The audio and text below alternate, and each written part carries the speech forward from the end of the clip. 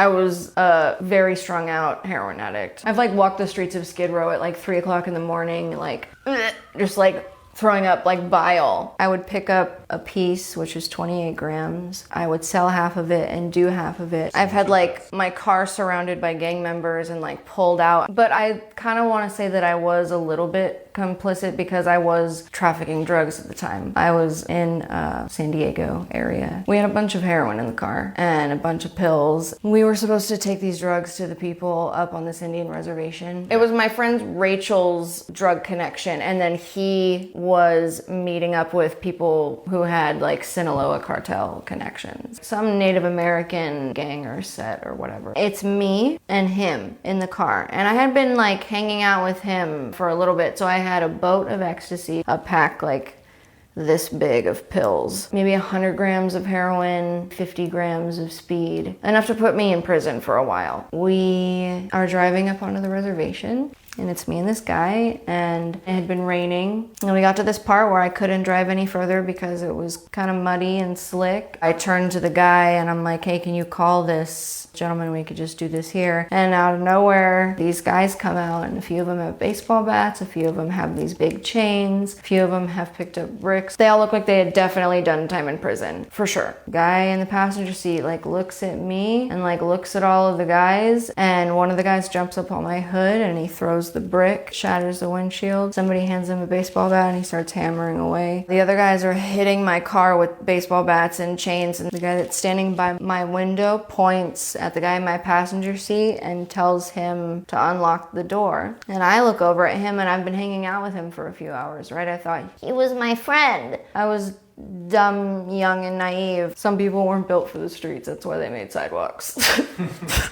I didn't think he was gonna actually unlock it, but he did, because apparently that was his fucking boss. He unlocks it, and the one guy rips open my door, grabs me by my hair, and drags me out onto the street. And the guy comes around, the passenger. He like picked up, it was a rock or a brick, and he had it, and he had me by the hair, and he was like asking the guy, are you down? Like, if we smash her skull, like, and rob her, like, are you down? And it was pretty much just a point where if he would have tried to protect me, I would be dead, probably. He like went like he was gonna crack me, but then he dropped my hair. I just kind of like fell to my knees because I was trying to like get away, but I was also just hyperventilating and lightheaded and freaking out. He drops me and I'm like covered in mud. He says, take her to the house. They take me up to the house on the top of the res.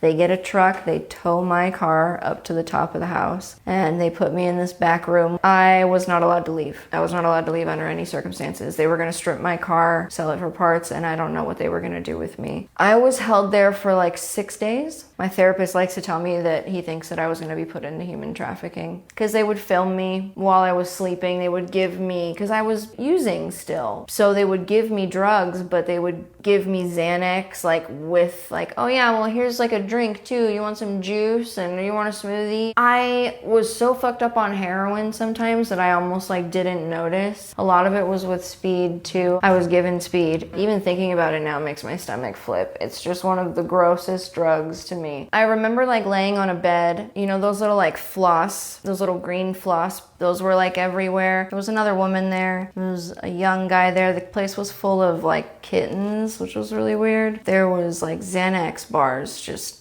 everywhere. Like you would open the cabinets where the plates were, and in between the plates there were just pills everywhere. Just the weirdest house, and it was so gross and dirty, but they were all mostly meth heads. So they took all of the meth and all of the heroin. They did not take the ecstasy, sold it, whatever, but they used all the other stuff. I think that it was just a pit stop for me. I don't think that was the destination. I think I was worth something. This was 10 years ago. My car was worth something, and it was just, I probably would have gone to Mexico and been sold for sure. I had my phone on me and they took it, but I don't know if they plugged it in or what, but it turned on, and my dad used the Find My iPhone to locate me, and then he sent the police. He did not come himself, no. He figured that something weird was happening. So the police show up and they're just coming house to house and looking. They eventually get to the top house, and I'll never forget this because it was a wooden porch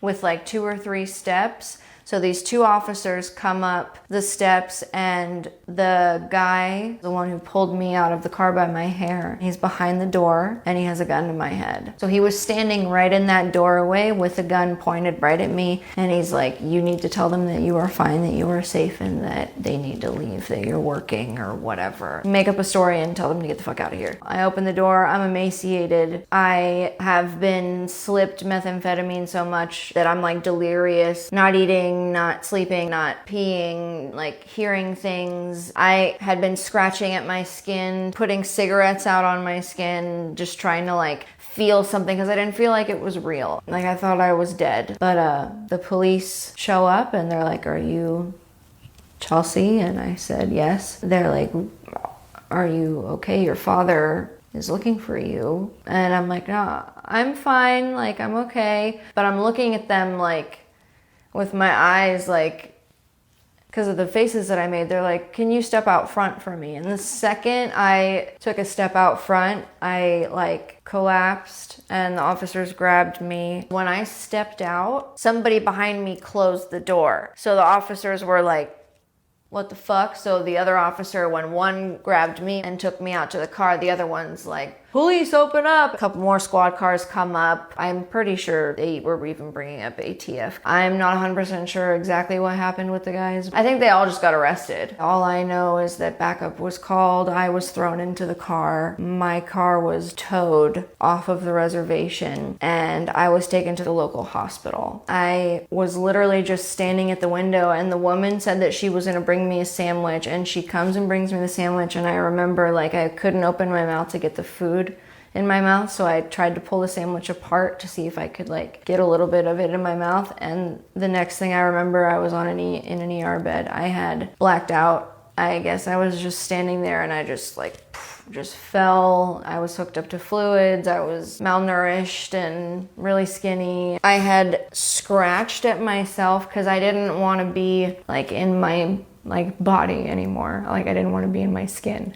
So when I was like really fucked up, I like was trying to like claw myself out of my skin, so I had all of these like crazy scratch marks like on my back and like on my chest and even on my face. I remember I had them like down on the sides of my face. I was recreating situations. The first guy that like ever like sexually took advantage of me, I was tied up and I had a cigar put out on my face. And it was really weird because like when I was back at the Indian reservation, I had put cigarettes out on my skin too. And my therapist now tells me that we recreate situations subconsciously to try to attach a new experience or a new emotion to it. Whether it's a positive experience in the place of a negative one is not always the case, but sometimes it's a gradual process. At least it wasn't as bad as the one before that. I woke up on the hospital bed to my dad there and my dad's friend, Troy. It took my dad 2 days to get down there. Could have got there in 4 hours, but my dad's like, get better, but over there. Like, can you like hit me up when you're fixed? My parents were so ill-equipped to be responsible parents that they didn't know what to do, so they thought that they were going to send me away to one of these troubled youth centers and then a perfect kid was going to come back. They just took off the band-aid. They didn't fix the wound. Like, the drugs were never the problem. And that's what people who don't understand addiction don't get.